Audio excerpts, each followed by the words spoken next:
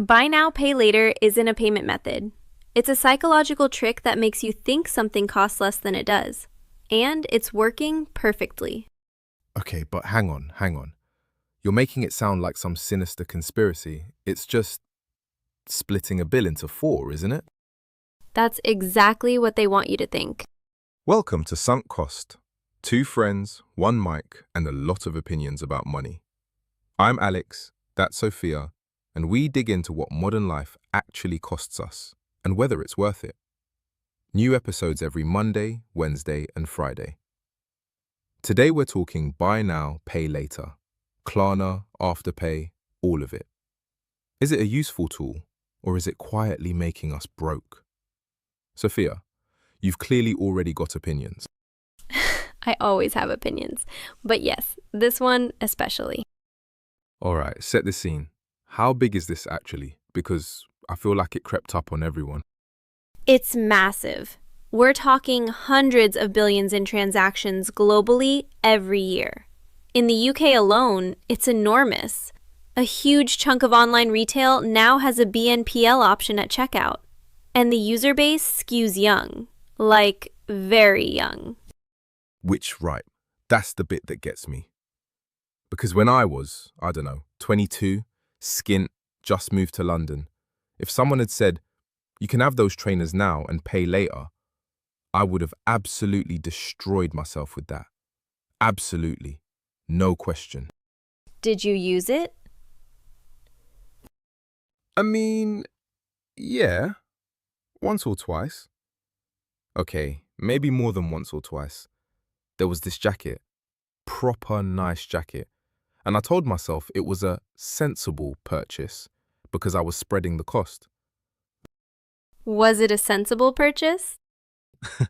It was a ridiculous purchase. I wore it maybe 4 times. Still got it. Still feel guilty every time I see it. And that's the thing. That guilt is doing real work there. Because the purchase felt almost painless when you made it.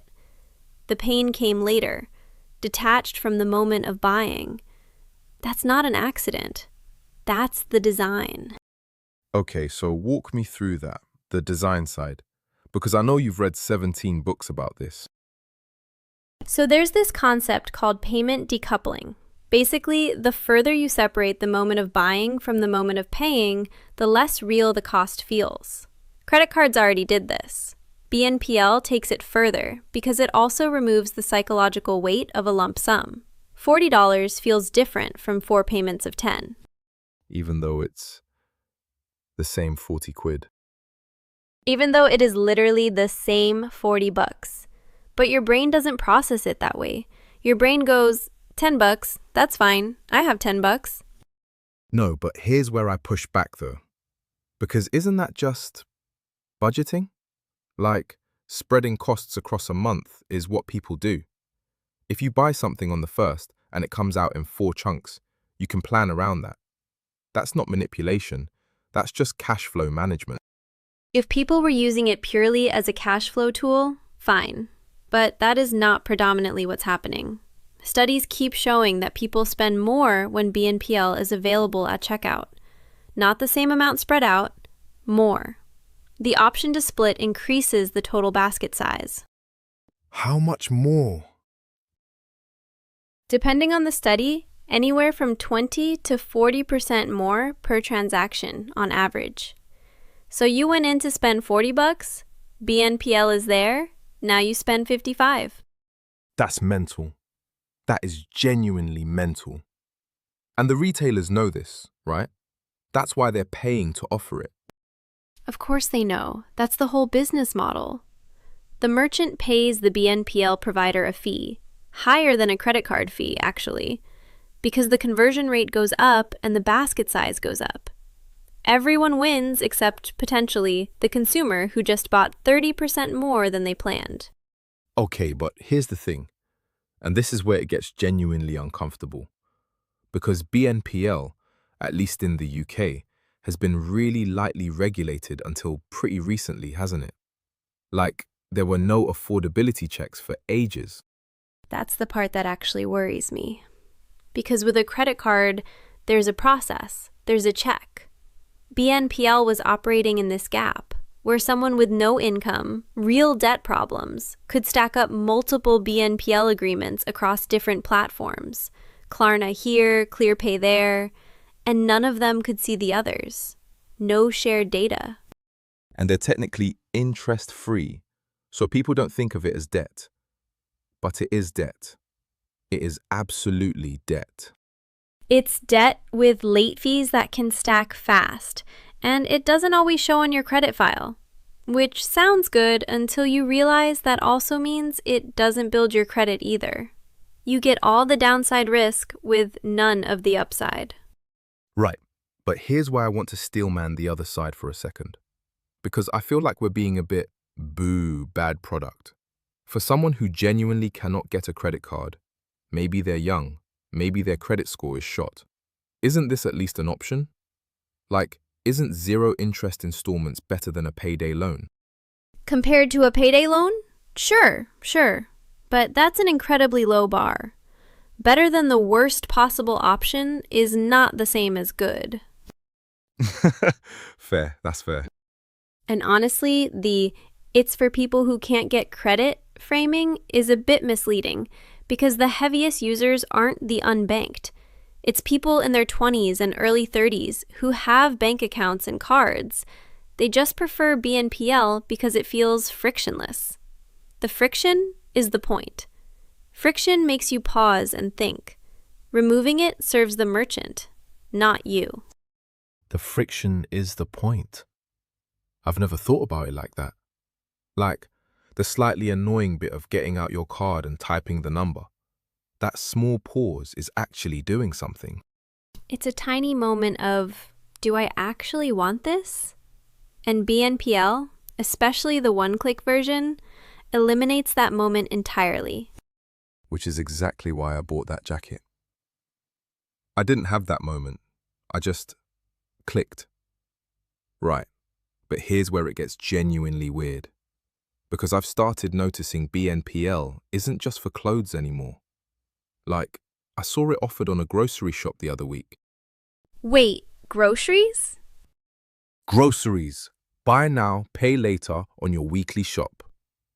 And I stood there in the checkout queue and thought, if someone is financing their food shop, something has gone very wrong. That's not a discretionary purchase you can regret later. You already ate it. That's actually a really important line to draw, and I think it points to something bigger. BNPL started in fashion and electronics, things you could argue are wants, not needs.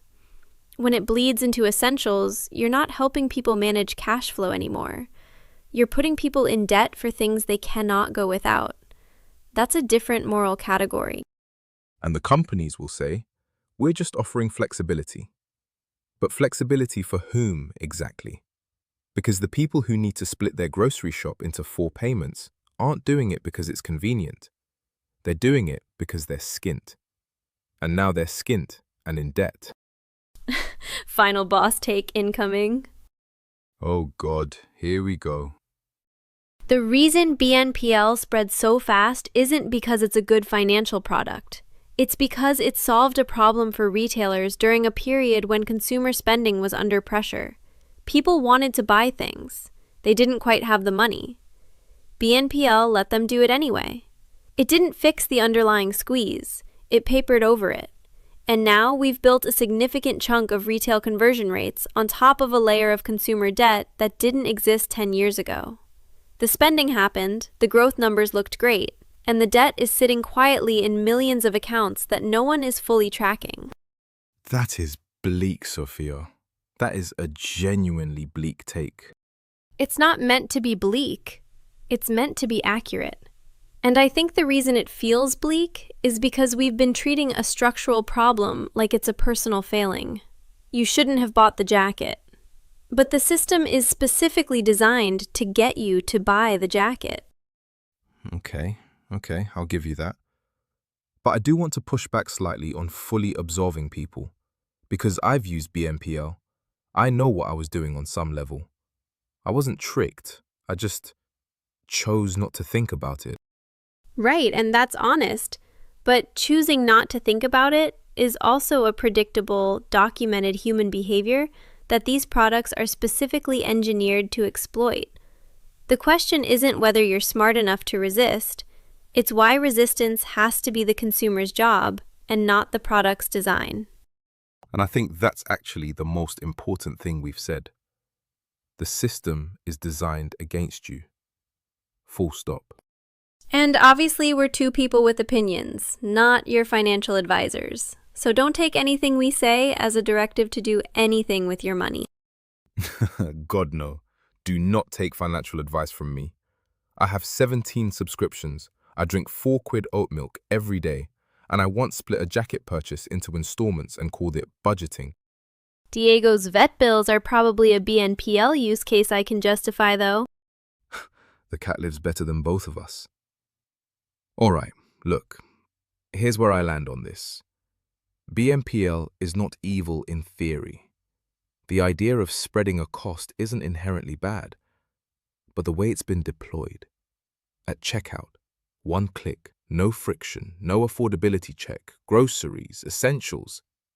That's not a financial tool. That's a lever that makes you spend more and feel the pain later. And later is now. A lot of people are feeling it right now. And if you're currently juggling multiple BNPL agreements and it's starting to feel heavy, that's worth paying attention to. Not shame, just attention. This Friday, we're back with another one that I think is going to hit close to home for a lot of people. We're talking about the delivery app trap. You know, the meal you tell yourself costs 8 quid, and by the time the fees and the tip and the surge and the convenience markup land, it's 23. We're going deep on that one. I'm your host, Alex. She's Sofia. This is Sunk Cost, and we'll see you Friday. See you Friday. Don't buy anything you can't afford on the way out. Speak for yourself. I've already got a tab open.